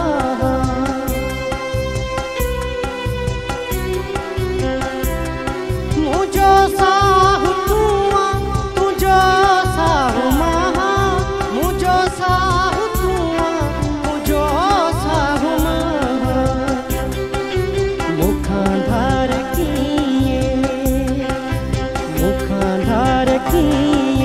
रहदे तूं मिठा परेशान ॾाढो थींदे तूं सफ़ा है नवन परदेस तूं रोई दे मिठा हो परेशान ॾाढो थींदे तूं सोहणा है नवन परदेस तूं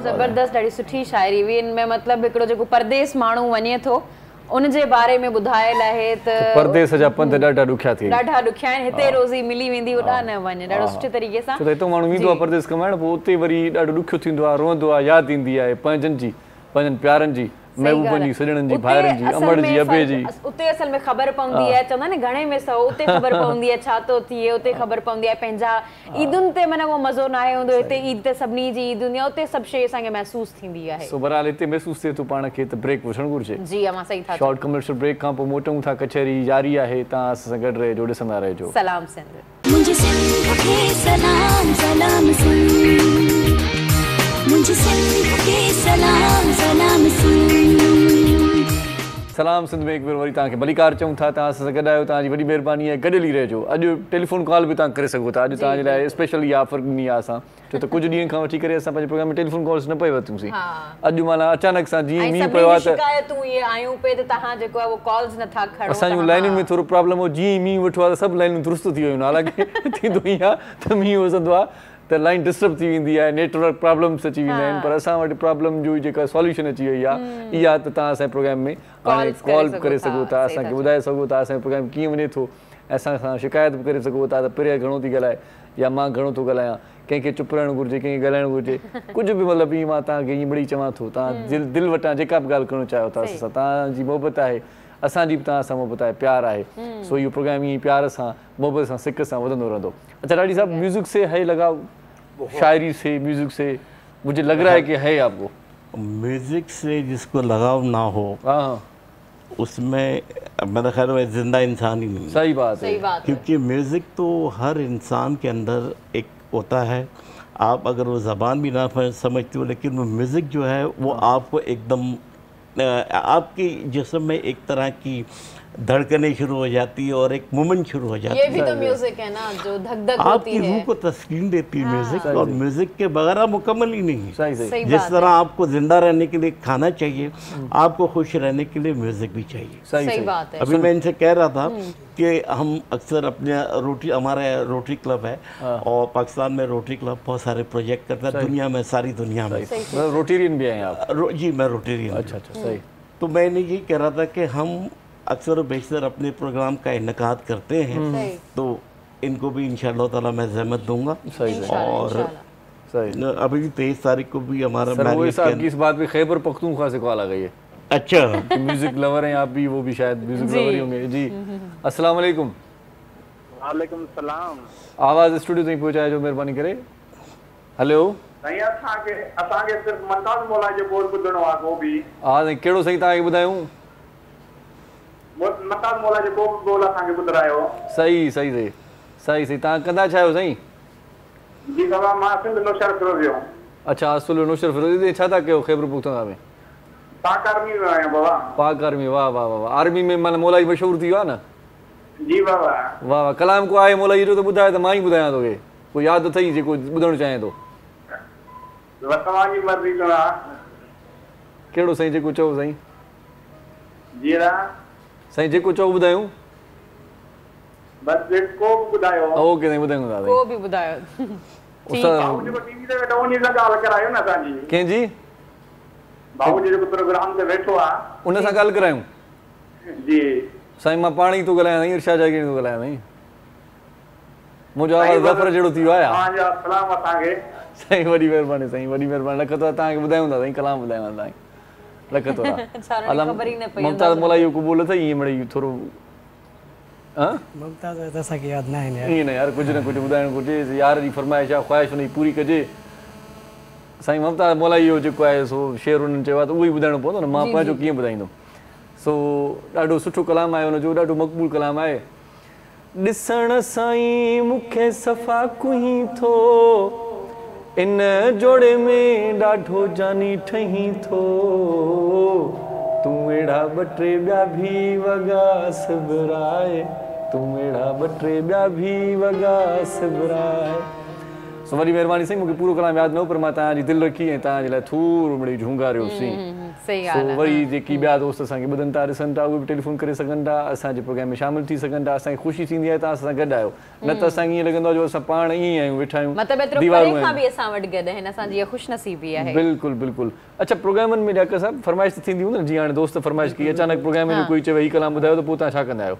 त असांखे अहिड़ी फरमाइश न थी आहे। अच्छा फरमाइश असांखे थींदी आहे पंहिंजे मरहूम उस्ताद मास्टर मंज़ूर जी, उस्ताद शमन अली जी। सही सही। सो उहो गीत अच्छा तव्हां उन्हनि खे घणो फॉलो कंदा आहियो? घणो फॉलो कयो आहे, मां घणो ॻायो आहे उस्ताद शमन अली खे। सो उन्हनि जा जेके सदाबहार सुपरहिट गीत आहिनि आउं सम्झां थो त उस्ताद शमन अली या मास्टर मंज़ूर घणे भाङे वरी मंज़ूर सखियाणी जा कलाम में फिल्म में फनकार ॻाईंदा आहिनि। मंज़ूर साहब बि तमामु बहितरीनु, मंज़ूर सखियाणी साहब ॾाढो ज़बरदस्त पंहिंजे वक़्त में ॾाढा ज़बरदस्त कलाम ॻाया, हाणे बि ॻाए थो। मां हिकिड़ी भेरे ईअं थियो त प्रोग्राम में स्टेज प्रोग्राम हुजे सभु फनकार जीअं न पहिरियां नंढा फनकार ॻाईंदा आहिनि, आख़िरी फनकार जेको हूंदो आहे उहो वॾो फनकार ॻाईंदो आहे। सो मंज़ूर सखियाणी साहिब वरी वारो आख़िर में हुयो, पोइ जीअं फनकार ॻाईंदा विया जेको फनकार अचे हिकु कलाम मंज़ूर सखियाणी ॿ ॻाए वञे, ॿियो फनकार अचे 2-3 कलाम ॻाए वञे। उस्ताद मंज़ूर सखियाणी पंहिंजो वारो आयो त माइक ते चई हाणे सभु ॻाया, मां छा ॻाया? मुंहिंजा कलाम मुंहिंजा फनकार ॻाए विया दोस्त, हाणे मां छा ॻाया? सो असुल ईअं थिए थो त जेको मक़बूल कलाम ॾिए थो पुराणे वक़्त में सखियाणी साहिब ॾाढा मक़बूल कलाम, हर कलाम अॼुकल्ह माण्हू ॻाइनि था पिया। सो वाह वाह। तव्हांजी शाइरी सिलेक्शन पाण कंदा आहियो या कोई ॿियो कंदो आहे? असांजी सिलेक्शन ख़ालिद सिंध आयो। अच्छा जी हा, वाह वाह। सिलेक्शन कंदो आहे, काफ़ी एल्बम कराया अथई, काफ़ी एल्बमनि में साथ हुनजो रहियो आहे। हाणे बि इनशाला मारूंगो पोइ एल्बम जेको अचे थो उन में बि सिलेक्शन ख़ालिद सिंध जी। सही सही सही। अच्छा त पोइ तव्हां सिखिया किथां वरिती आहे? माना कंहिंखां? मां पंहिंजे उस्ताद मरहूम मास्टर मंज़ूर खां सिखिया वरिती ऐं ॿियो उस्ताद अफ़गान समो उस्ताद मोहम्मद में उन खां सिखिया वरिती। अच्छा तव्हां रियाज़ केतिरी देर कंदा आहियो? कॉलर आहे। अच्छा कॉलर आहिनि खां पोइ तव्हां रियाज़ वरी पुछा था कयूं। अस्सलाम वालेकुम। वालेकुम सलाम। केरु साईं किथां पियो ॻाल्हाए? सर साईं मां जामड़ा पियो ॻाल्हायां, जी चावल कराची जो। वाह वाह साईं जामड़ा साहब, ख़ुशि ख़ैर मज़े में? खैर साहब अल्हम्दुलिल्लाह, तव्हां ॿुधायो पहुचाए जो खैर आहे? सही साईं ज़बरदस्त लॻा पिया आहियूं। छा चवणु चाहींदो प्रोग्राम ॾिसो पिया? हा सर बिल्कुलु प्रोग्राम सम्झा माशाल्लाह ज़बरदस्त। वाह वाह वाह वाह, सुठो थो लॻे। हलो यो मास्टर पूरा गानो को गानो चाहिए दो ॾिसो यार मुझे जो कुर्बानी कीअं कीअं ते दफ़न ना करे। ओ ॾिसो यार मुझे जूं कुर्बानियूं ओ कीअं ॾींहं ते पंधड़ा थो करे। आहा हा वाह साईं, ॿुधूं था थोरी देरि ॿुधूं था सही तरीक़े सां। बिल्कुलु सर बिल्कुलु। ॿियो कुझु चवणु चाहींदो? ठीकु आहे, थैंक यू भाउ, थैंक यू भाउ। ईअं थोरो मुखड़ो ई ॿुधाए हिन जो कलाम पढ़ी बाद में ॻाइजे, इहो मुखड़ो ॿुधाए जेको हिन यार चयो आहे। ओ ॾिसो यार मुंहिंजे जूं कुर्बानियूं कीअं ॾींहं ते पंधड़ा थो करे। ओ ॾिसो यार मुंहिंजे जूं कुर्बानियूं कीअं ॾींहं ते पंधड़ा थो करे। कॾहिं देर सवेर बि थींदी आहे, कॾहिं देर सवेर बि थींदी आहे, वाह वाह, कॾहिं देर सवेर थी वेंदी आहे, अची दर ते बि सजड़ा थो करे, अची दर ते बि सजड़ा थो करे। वाह वाह वाह वाह। ओ ॾिसो यार मुंहिंजे जूं कुर्बानियूं कीअं ॾींहं ते पंधड़ा थो करे। वाह वाह वाह सही वाह, बहुत अच्छा, वाह वाह, ॾाढो सुठो ॾाढो सुठो। मुझे एक छोटी सी फरमाइश, सिंधी टोपी अजरक, और ये मुझे बड़ा फरमाइश भी थी वने, ये मुखड़ो जी संधू वारा जी रहे सदा सिंधू जी छोली याद ॾियारे मां रहे सदा सिंधू जी छोली मारूड़न जी मिठड़ी बोली, गली गली घर घर गूंजन सिंध अमर जा नारा नारा नारा। जिए सिंधु जिए सिंध वारा जियन, सिंधी टोपी अजरक वारा जियन। जिए सिंधु जिए सिंध वारा जियन, सिंधी टोपी अजरक वारा जियन। रहे सदा सिंधु जी छोली मारूड़न जी मिठड़ी बोली, गली गली घर घर गूंजन सिंधु अमर जा नारा नारा।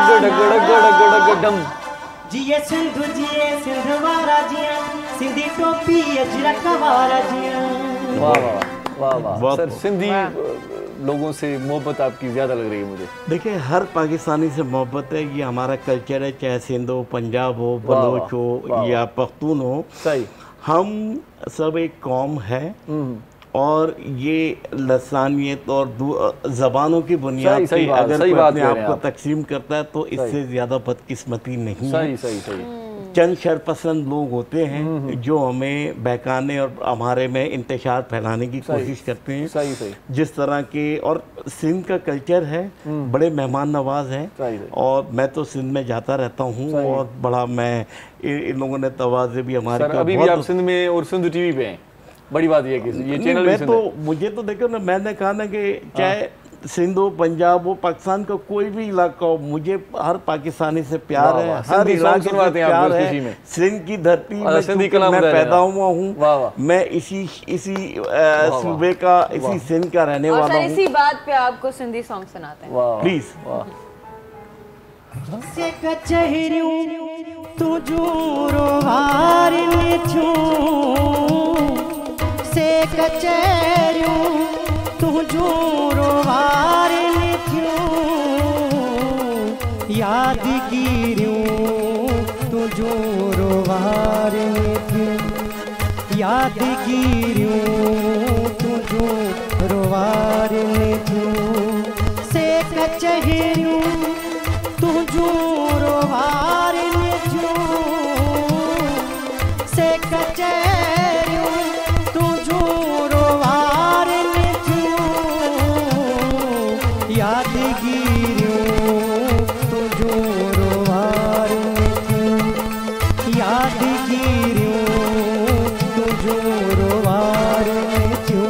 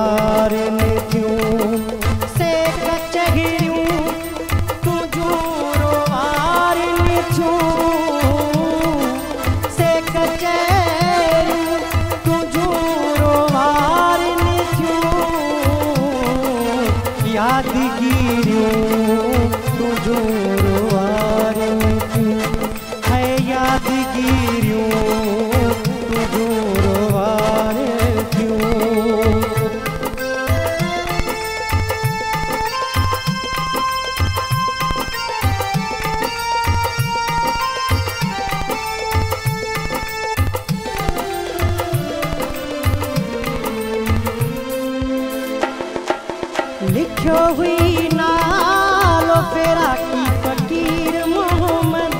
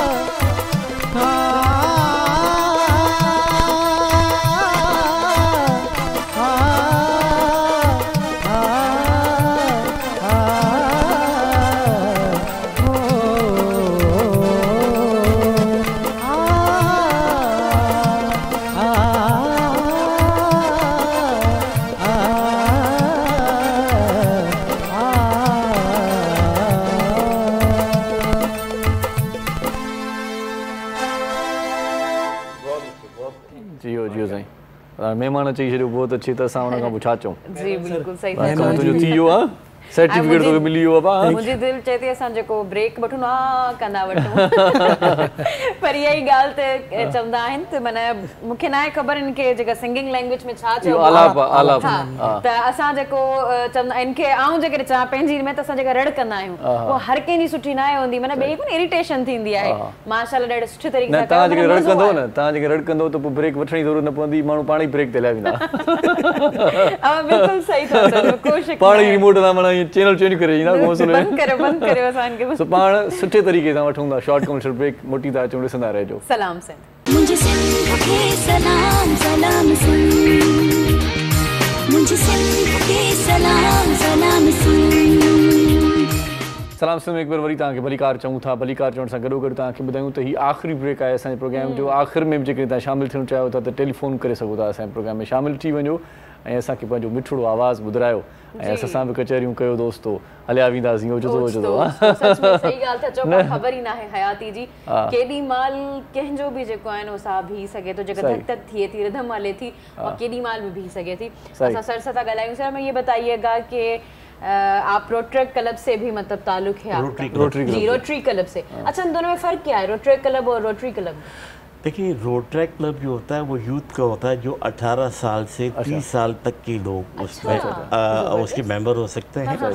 और रोटरी क्लब जो है वो चाहे 22 साल से 25 साल से, अच्छा, स्काई इज द लिमिट। अच्छा, उम्र के हवाले से। सही। सर आप क्या मतलब एक्टिविटी करते हैं उसमें? देखिए, रोटरी क्लब एक इंटरनेशनल इदारा है और ये मुख्तलिफ प्रोजेक्ट्स करते हैं और हम लोग जितने भी रोटेरियन हैं पाकिस्तान में, दुनिया में 1.8 मिलियन रोटेरियन है सारी दुनिया में। ये 217 ममालिक के अंदर तकरीबन एग्जिस्ट करती है और एक कम्युनिटी है। जब आप रोटरी क्लब के मेंबर बनते हैं, इसका मतलब ये है कि आप की ये ग्लोबल मेंबरशिप है।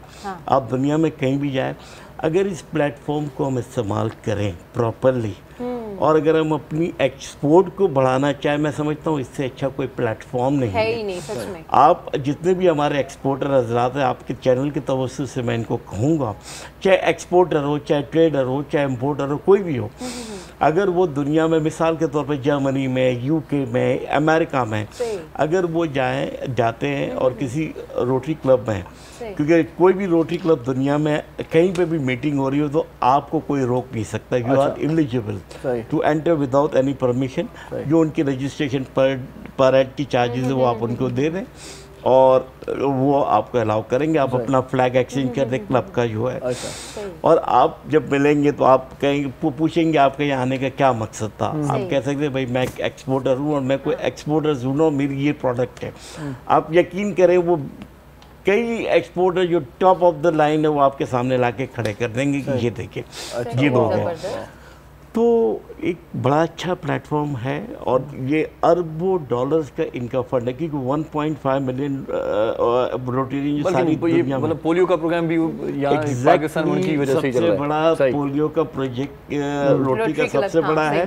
ट्रिलियंस ऑफ डॉलर्स इसमें इन्होंने खर्च किए और बिल गेट को इसका क्रेडिट जाता है। और पाकिस्तान में अजीज़ मेमन साहब हैं जो पोलियो के नेशनल चेयर हैं, उनको बहुत बड़ा क्रेडिट जाता है। वो उन इलाकों में भी बिला खौफ व ख़तर गए हैं जहाँ पे उनकी जान को ख़तरा था और कई बार हमले भी हुए कई बार। लेकिन आफरीन है अजीज़ मेमन साहब जो है हमारी रोटरी की एक बैकबोन है, एक बैकबोन है। मकसद ये कि और दुनिया में उन्होंने बेताशा इज्जत कमाई और पाकिस्तान को बहुत अच्छी तरह उन्होंने रिप्रेजेंट किया। सही, कॉलर साथ हैं जी, उनको शामिल करते हैं जी। अस्सलाम वालेकुम।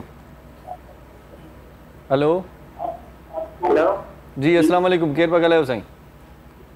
साईं नवंबरे मां पिया ॻाल्हायां, नवीद अली कटबर। प्रोग्राम में शामिल थियणो आहे इरशाद जागीरानी जी। अच्छा, वो जागीरानी साहब साईं, बाक़ाइदा तव्हां ट्रांसफ़र कयूं था, ट्रांसफ़र थी वई कॉल। ॻाल्हायां थो साईं, ॻाल्हायां थो, हुकुम कयो जी। साईं इरशाद पियो ॻाल्हायां साईं, हुकुम कयो। Hello hello. हा जी जी साईं। साईं प्रोग्राम ॾिसो पिया, छा चवणु चाहींदो पिया? साईं असां चयो पिया जेको महिमान आयो हुन खां तारीफ़ करायो आहे, हुन खां पुछियो आहे ज़िंदगी जे बारे में। हा, तव्हां पंहिंजी ज़िंदगी जे बारे में हुन खां पुछंदो? नवी बनी कटवर वो ॻाल्हायां नवबेरे खां। साईं वॾी महिरबानी, तव्हां टीवी खे ॾिसी ॻाल्हायो था, इन करे थोरो आवाज़ जेको आहे न सो देर सां पहुचे थो। ऐं अव्हां जो आवाज़ अची रहियो, असां ॿुधी रहिया आहियूं अव्हां खे। सही सही सर, वो कॉलर थे सर, वो पूछ रहे थे आपने शादी की है, बच्चे कितने हैं सर? हाँ सर, आपकी लाइफ में पूछना चाह रहे थे। माशाल्लाह मेरी एक बेगम है, बहुत अच्छी है, और 2 बेटे हैं मेरे। मेरा बड़ा बेटा जो ऑस्ट्रेलियन सिटीजन है, वो चार्टर्ड अकाउंटेंट है ऑस्ट्रेलिया में। उसकी भी सर ये जो आपने कहा एक बेगम है, वो एक बेगम पे आपने मतलब वो कनात की है। आजकल मौलवी कहते हैं कि अगर आप अफोर्ड कर सकते हो तो एक से ज्यादा करें, लेकिन ये कि मैंने उसको 4 का दर्जा दिया हुआ है, ठीक है ना। खैर एनीवे, तो मेरे माशाल्लाह 2 बेटे, एक ऑस्ट्रेलिया में और एक पाकिस्तान में कराची में है, वो भी फाइनेंशियल कंसल्टेंट है। सही।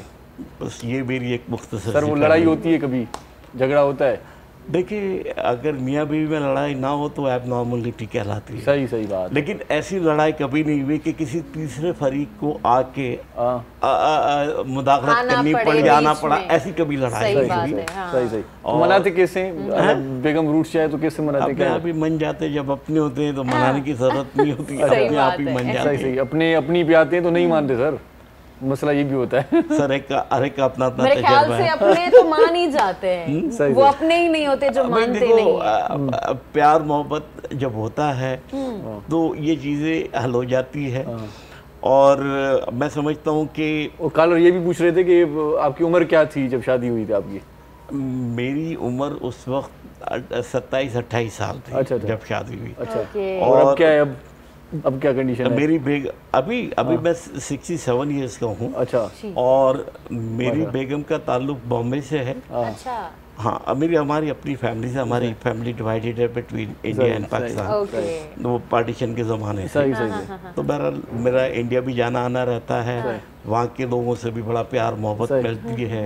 ये ठीक है, हुकूमती सतह के ऊपर जो हमारे इख्तिलाफात अपनी जगह है, लेकिन पब्लिक टू पब्लिक लोगों का प्यार, बहुत ज़्यादा मोहब्बत है। कोई मैसेज देना चाहेंगे आखिर में सर, प्रोग्राम का वक्त? देखिए, मेरा मैसेज ये है कि हम सब पाकिस्तानी अपने पाकिस्तान से बहुत बेतहाशा प्यार करते हैं, irrespective of any religion, language, caste, हम सब पाकिस्तानी हैं।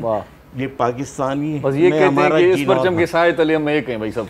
इस परचम के साए तले हम एक हैं, चाहे हम कोई भी जबान बोल रहे हैं, एक है और सब एक हैं माशाल्लाह। हम सब एक हैं और हमें उन इंतशार पसंदों से दूर रहना चाहिए, उनको अपनी सफ़ों में देखना चाहिए जो इंतशार फैला रहे हैं। यही मिट्टी हमारी है, यही मुल्क हमारा है, यही परचम हमारा है, यही लोग हमारा। पाकिस्तान जिंदाबाद।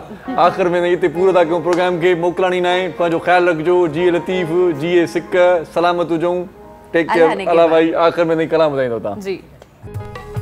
नाज़ कर खुदा की पसंद नथी फ़खुर है, खुदा की पसंद नथी फ़खुर, हुस्न ते एडो नाज़ कर, खुदा की पसंद नथी फ़खुर है, खुदा की पसंद नथी फ़खुर।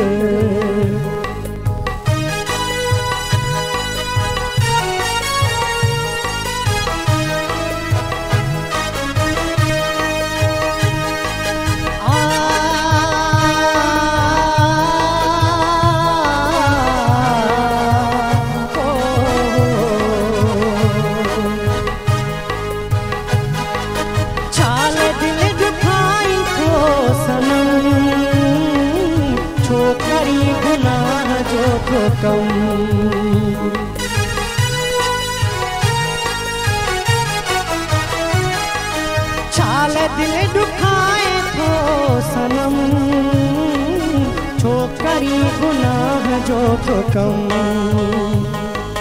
दिल अल्लाह जो अथई घर है, दिल अल्लाह जो अथई घर, खुदा की पसंद नथी फ़खुर है, खुदा की पसंद नथी फ़खुर, हुस्न ते एडो नाज़ कर, खुदा की पसंद नथी फ़खुर है, ख़ुदा खे पसंदि नथी फ़ख़ुर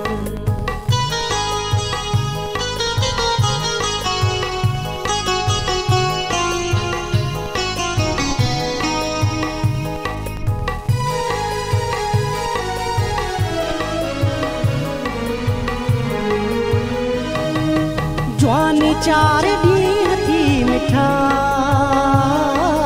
पोइ वरी थियणो आहे फना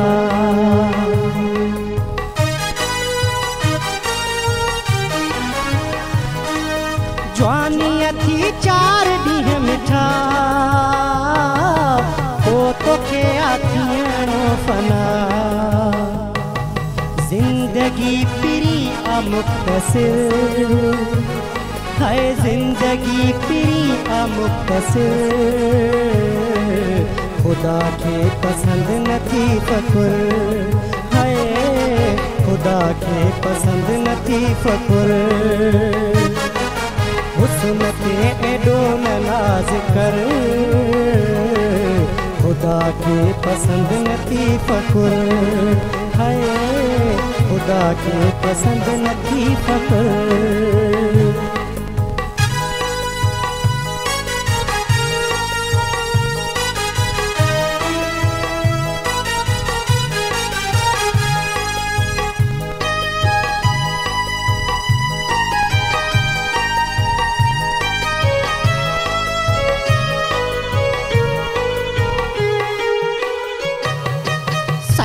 थोड़ी समझदार तू मगरूर थी न यार तू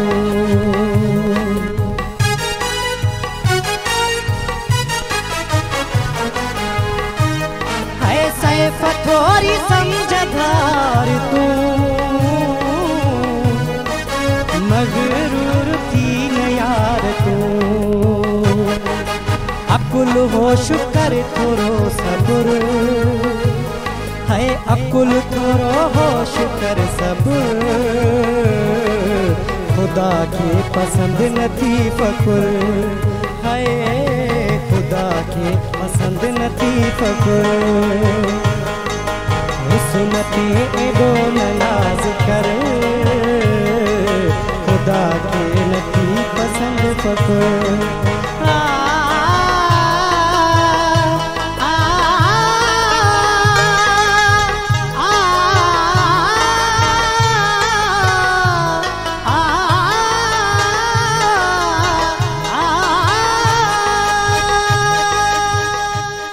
मॉर्निंग शो सलाम सिंध जा तमाम एपिसोड्स ॾिसो हाणे HD क्वालिटीअ में विज़िट करियो असांजो YouTube channel Sindh TV HD।